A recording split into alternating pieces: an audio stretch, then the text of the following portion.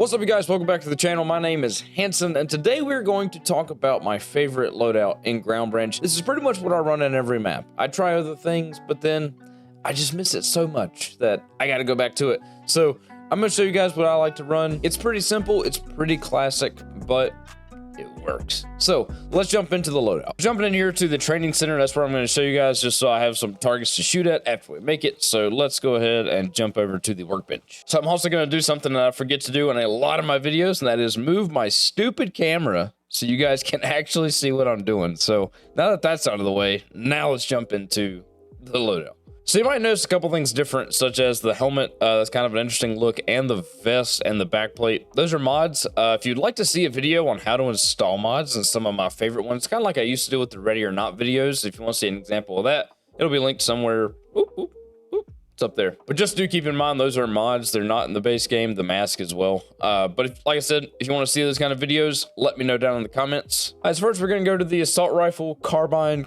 whatever you want to call it, category. And then we're going to scroll down here to the Mark 18. As you can see, I like the Mark 18. I got a lot of customized like loadouts for it, so it is my favorite weapon. I went ahead and took everything off of the rifle. Again, yours is going to look a little bit different. This is the Noveske mod. It's freaking phenomenal. If you've ever seen Noveske rifles, this is a fantastic makeup of it. I'll go ahead and drop that mod down below if you're interested. And again, I'll make a video in the future about how to get mods into this game. It's super simple, super easy. Now that we've got the rifle pulled up, let's go ahead and think about it. What's the first thing we need? We need an optic. Now, there's a couple ways you can do this. You can go for realism, or you can just kind of go for something. Okay, so me, I like to go for that little added bit of realism. So we're going to go out down here to the pretty much mag pull rear iron sight, and we're going to put it on the furthest back spot, and we're going to go to the front iron sight. Every rifle, you need to have backup iron sights. In the game, you don't need it, and it does give you a little extra real estate for putting things on. However, I like that little bit of realism most of the time, so I like to throw it on there. If I do sound a little bit odd, I do apologize. I'm at the tail end of a cold fighting it, so just dealing with a nagging cough now, which is really obnoxious. Now that we've got the iron sights on there, we're going to grab the... It's pretty much the EOTech. We know what's up. We're going to grab the EOTech and slap it on. You can pretty much put it anywhere for now, because we're going to have to move it in a second. So just kind of get it on there. And then we are going to throw on a magnifier. The magnifier is what takes this weapon from it's okay, it's a pretty good weapon system, to it's a great all-around weapon. So now that we've got that on there, that's what I was talking about. We're going to have to move it anyway. We're going to pull this back as close as we can without making it, you know, disappear, which is going to be that spot right there. Now, you can go for the FDE, or you can go for the black. Actually, the black's looking pretty good right now. Is that what I'm doing?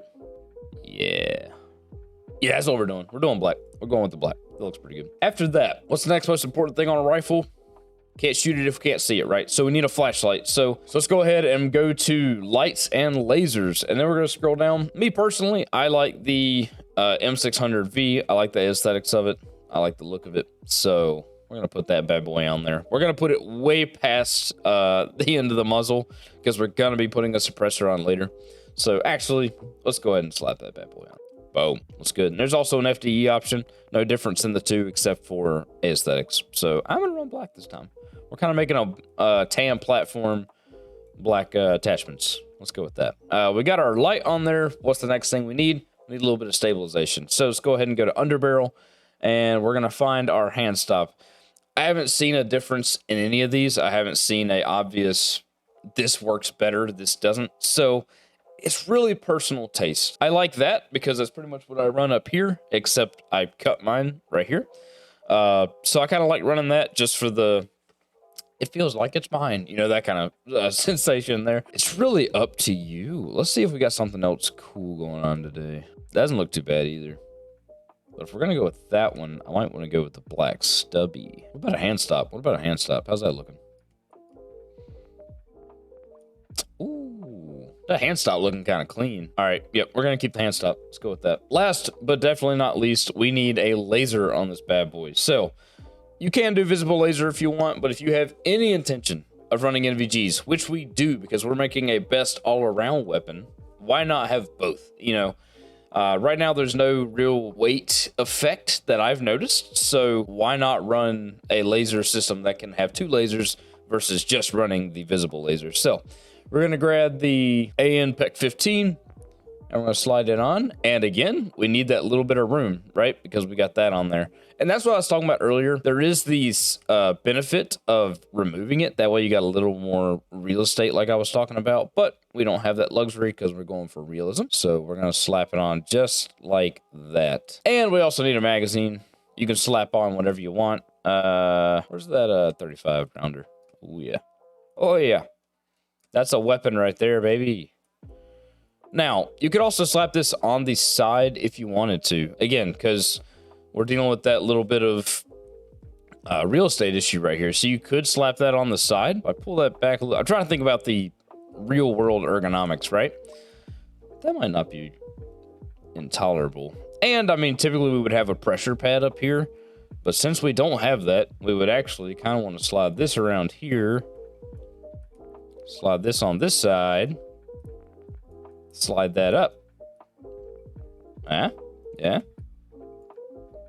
That's not bad either. But since we don't have that, we'd have to maneuver everything up here. Have it up here. There we go. That's coherent. So, as you can see, even me, I know what I usually run. When I get in here, I start to think about things, and I think, I can move that a notch forward, or I can move this over here. So, this is what I'm going to settle on, all right? I've got my PEC on top. I got my light on the left side because I need to be able to handle that with my left hand's thumb, right? I need to work this with my thumb since I don't have a pressure pad. I got that worked out. I got backup iron sights in case this whole system fails. Got an extendo mag. If you want to save this, you can do save as new, and you can do the dlib custom. That's right. You heard it here first. All right, so moving on down to the secondary. Typically, what I'm running for the secondary is the Glock. It's kind of an all-around. It's what I enjoy. It's what feels good to me. I shoot Glocks mostly, so the Glock just feels, you know, what I'm used to. This is pretty much it. We're not going to break down the measurements and movements of all this because there's not much to do on a Glock, but I run the TacLite X300, the suppressor, the RMR flat mount, and the 20-round mag. And this is the Patrol? Hang on. I run the Urban, not the Patrol. So I run the Urban version, suppressed. Sometimes I run it unsuppressed, kind of depending on what I'm feeling. All right, into the vest. So what we're running for the vest is we're running 3 rifle mags. We're running a smoke grenade on the left side, a frag grenade on the right side, and a breaching charge on the back. Again, this is a mod. It's not going to look like the way yours looks. The vanilla game is more just like a flat, like, breaching charge that slaps on the back. But I like how this makes it look like an actual, like, kind of like a backpack. Something to keep in mind with the vest and belt is that the primary ammo slot that you can drag over, it looks a little less aesthetic. However, the benefit to it is that will give you your primary no matter what you're running, okay? And it's going to give you 2 magazines. So you're going to have 2, 4, 6. But if you want, you can have a little more aesthetic look and drag over just what you're actually running. Now, that's only going to give you 1 mag and not the 2, but it does look a little more aesthetic in my opinion. So this is typically what I run. Moving on down to the belt. Here I'm going to run 2 secondary magazines for my Glock 19. I usually keep just this secondary ammo slot, the one that you don't have to think about changing because there are no more aesthetic options. So I typically just keep the secondary ammo slapped in right there. And then right here, I've got another rifle magazine. On my back left, I've got binoculars. Next to that, I have a flash grenade. Next to that, I have a frag grenade. Next to that, I have a second smoke grenade. So that's going to be the run for the tactical belt. I'm not going to go over the clothes that I wear. You can see them here: holster, tactical gloves, tactical boots, combat pants, combat shirt rolled, glasses dark, which is actually, for me, whoop, that's my mask. So if I ever wanted to not wear the mask, I can just switch over to some other glasses. But so just keep that in mind. That I'm not going to be going over all that. You can see it. Pretty simple stuff, nothing too complicated. Now that we got the entire kit worked out, we're just going to kind of shoot these targets a little bit. Just kind of show you guys the mechanics of it. So, pretty good right there, right? pretty obvious. It's going to work right there. Let's go to that next target. But now we start getting a little further out. Now we're going to switch over to this. Ooh, miss. Let's aim her in. We've been aiming for a minute. There we go. So you can see, let's see, where's our furthest out target? I know it's way down there. Let's see if we can pop that. Oh. Come on now. Low. Right. There we go. So you can see it's going to make you pretty much as effective as a sniper. Obviously not, but it's going to get you so good in that close to far range that you pretty much won't need anything else. The only thing that can beat this one in anything is the sniper, because that's going to be your little more range there, right? So that's going to be my setup. I'll show you the secondary real quick. This is the secondary loadout. Nothing too fancy about it, just that Glock 19, right? All right, let's give it a test. All right, Wild West, let's go. Woo! Let's go. All right, so that was it for the loadout. Just for fun, we're gonna go run through the shoot house real quick with this loadout. While we're running over there, I want to say thank you to each and every one of you guys. You're what really pushes me to get this content made. You're what pushes me to get this goal of mine. And I want to say thank you to each and every one of you. If you like tactical games, if you like tactical gameplay, and you feel like Call of Duty has left that behind, and there's something to be said for tactical communications and adults playing these kind of video games, then go ahead and drop a subscribe. You have found your home here. Again, thank you. Let's jump into the shoot house. All right, let's get moving here. We got 15 bad guys. We got 4 good guys. We got a loadout. Let's change it up. We got a layout that I'm not too familiar with, so let's go ahead and get this rocking, right? We accidentally flipped the lights off, but now that we did? Nah. Now I accidentally flipped them back off, so we'll stick with lights off. All right, threats coming from the right. Clear. All right, let's get a charge up on this door, because we got that charge on our back, right?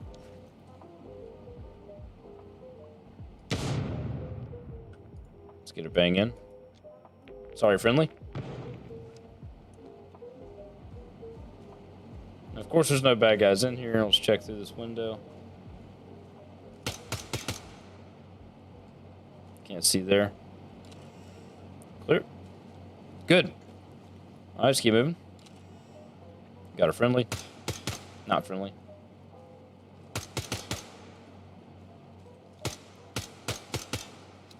Ooh. I'm so sorry. It's early in the morning, man. It's early in the morning. Forgive me for my terrible shots. Can't really see there. We're gonna start clearing counterclockwise here. Friendly.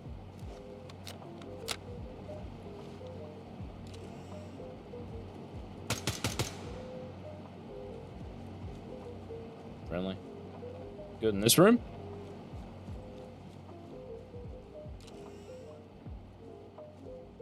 That's that same room. Door over there. And keep our eyes over here because we haven't cleared around that corner there. Okay, that's exit. Let's pull that closed. Not familiar with this map. I haven't done this one much. Get that. Let's look it around. Clear. Moving to next.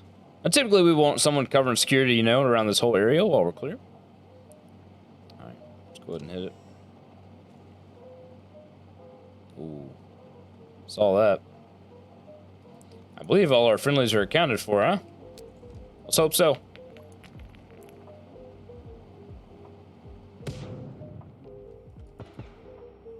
He would be dead. But for some reason, grenades don't take down the dummies in the training map area. Next door.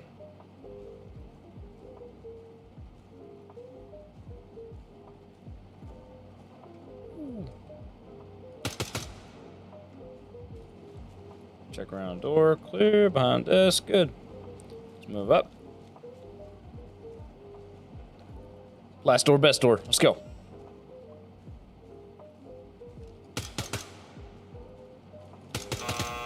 Let's go. Always check behind your doors, even after index is called, right? Thanks for watching. I appreciate each and every one of you. Once again, drop a subscribe if you feel like you found your home here in the tactical gaming genre. And we will see you guys in the next video. Be safe, stay happy. Peace out.